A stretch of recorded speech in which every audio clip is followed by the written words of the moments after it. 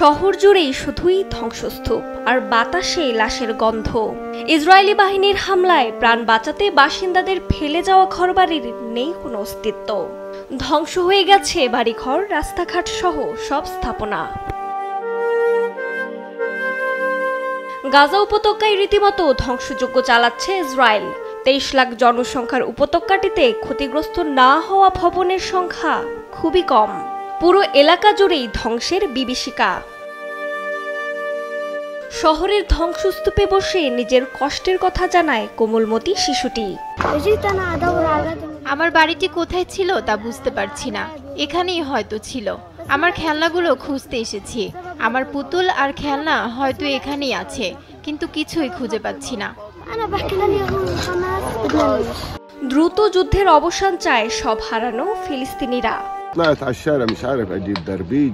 এর নিচে মানুষ থাকলেও আমরা তাদের বের করতে পারতাম। আমি জানি না কি হচ্ছে, এমন কিছু আমরা আগে দেখিনি। এটি কষ্টদায়ক। আমরা চাই এই ধ্বংসযজ্ঞ শেষ হোক। সৃষ্টিকর্তা আমাদের সাহায্য করুন। হামাস ইসরায়েল সংঘাতে গাজায় কি পরিমাণ অবিস্ফোরিত গোলাবারুদ আছে তা নির্ধারণ করা প্রায় অসম্ভব। তবে ধারণা করা হচ্ছে এখন পর্যন্ত প্রায় 3,70,00,000 টন ধ্বংসাবশেষ তৈরি হয়েছে। গাজায় অবিস্ফোরিত গোলাবারুদের হিসাব বের করা কঠিন।